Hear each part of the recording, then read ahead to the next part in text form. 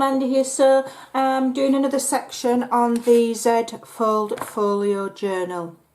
So we're going to do this section. So this is the flap that keeps our reverse waterfall closed. Okay. Now one thing I will say is I made a slight boo-boo. So on the first one, I've put the flap that holds this behind here. So I've put that on this side onto page 1 and then put the slanted pocket over the top. Now that's the best way to do it, okay? But I got carried away, and on this one I've already done my slanted pocket and I've forgotten to add the flap. So I've done my reverse waterfall, so what I'm going to have to do is attach mine here.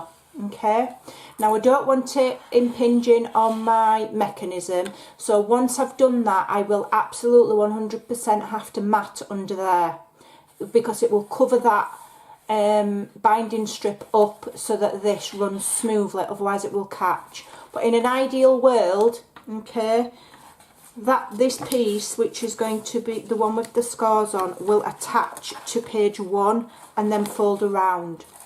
So if you've not already started yours, that's what you want to do, and then put your slanted pocket over the top of it. But you know, that's just in an ideal world. Sometimes things don't always go to plan. So for this you're going to have 2 pieces. It'll be on your cutting guide. So the base of it is 6 1/4 by 3 3/4, and then the pocket part is, have I done that right? Yeah, yeah. Sometimes things just look bigger than they are. And then for the pocket part you want 7 1/4 by 3. Okay, so the pocket part here, which will be listed as piece 2, you want to score on 3 sides at 1/2 inch. And this will be piece 1, the base, you want to score at 1/2 inch and then 1/4 inch. So 1/2 inch, 3/4 on the long side. Okay, so we're going to fold our 1/4 inch score mark first, just to make it easier for ourselves, then the 1/2 inch one. Okay, you don't need to mitre because we're going to mat over with paper. So this section now wants to go on your waterfall page, or if you're doing it correctly you want to attach it to page 1 with your tape on the other side. But I've jumped ahead with my filming, and it means I've put it on the wrong bit, but it doesn't matter. Okay, so I'm in shop. So I'm going to remove my tape, okay, and I'm going to attach it to the page that the waterfall is on. Okay, so it's going to have to just slide under my waterfall mechanism, which is not how it should be, but it is what it is. And you want to line it up with the edge of the page, centralise it. Okay, so you should have about, I don't want it to go down yet, get off, you should have, I've done this 6 and that's 8, so yeah, you just want to centralise it best you can. Okay, I'm actually going to add some glue as well as my tape, because I want to be able to just move it a bit if I can.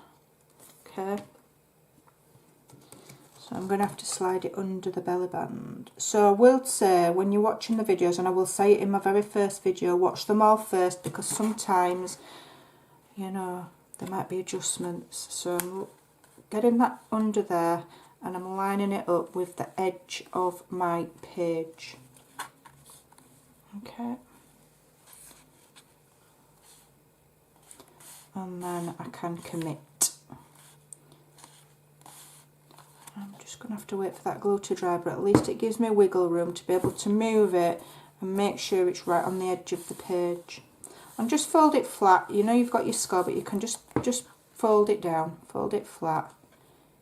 You want it really flush with the edge of the page. So I use my fingers and my thumbs like that so that I can do it by feel as well as by eye. So you can kind of feel when you've got it flush. Okay. And if you've got any excess glue, you can just wipe it away. And what I do, because it does show on black cardstock if you get some seepage, but I have got somewhere on my desk, on the desk of wonderment, I don't know where it is, but I've got one of those erasers, here it is, I've got one of these glue erasers, and so I'll go, and if I've got any seepage, I'll carefully do it once it's dry. Okay, so that's lined up, I'm happy with that. And you've got this 1/4 inch little gusset here, so just engage that gusset. Okay, and then that, when you've got your rest of it on, will hold that waterfall mechanism so it's not flapping all over the place. Okay, so now you've got your pocket that's going to line on top. Alright, now this has been measured so that when it's on, it's smaller than this piece. So don't think when you've stuck it down that you've cut it wrong or I've measured it wrong. I've done it on like that on purpose. Let me show you. Yep, so this is the pocket. So when you remove what's inside, the back part of the pocket is wider than the front part. I've done that on purpose, okay? Just adds extra interest. Okay, let's move that out of the way. So what you want to do is, get off, do your corners, cutting across the X. Just make sure I'm in shot. Fold and burnish.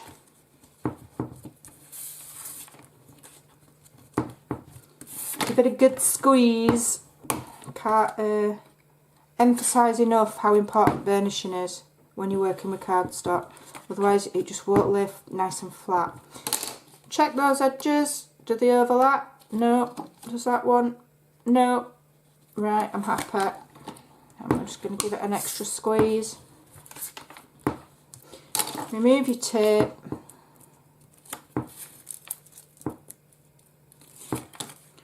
Get off. Remove your tape. So all of these will be in a playlist, okay, and the cutting guide will be below every video, so you've no need to worry. Right, so now we're going to attach this to the flap, lining it up with the very edge. So what you can do, you've got this 1/4 inch gusset, you can just push it flat, just to help you. And you want to line it up corner to corner. It's cut to go top to bottom without any spacing. Get your corner and your first edge straight. Okay, and then the rest should just follow, but just check by eye and by feel that you're getting it straight. Okay, and then press and then re-engage your gusset. Okay, so then this pocket here holds, like I've got on mine, it holds these cards. Now I'm not going to show you how to make cards because these are just, you know, that's a full journaling card and that is just a card, but I'll tell you the size that I've cut them to. So I've cut mine to 6 by 4, which is a nice size to fit in the pocket, okay, but it's wider than the pocket. Can you see how it's a lot bigger? And that's done on purpose because it's like layering, it adds interest and it's helping extend that to keep the weight on those flaps. So that's really important. So I've done one that's just a plain journaling card and one that's a card that opens up. Okay, so I've mat and laid them with the pretty paper, and then just think about the back because it's going to show there. So just think about adding some interesting elements to just that bit there that's going to show, and then it'll just all look really pretty. And then I've matted the back there as well. Okay, so that's that section done. I hope you were able to follow that nice and easy, and I'll be back with another video. I've done multiple videos on purpose so that you can do it step by step, so that it's not overwhelming. So I hope you're able to follow along. Don't forget, any questions, I'm happy to answer them, and I'll be back soon for the next part. Bye for now.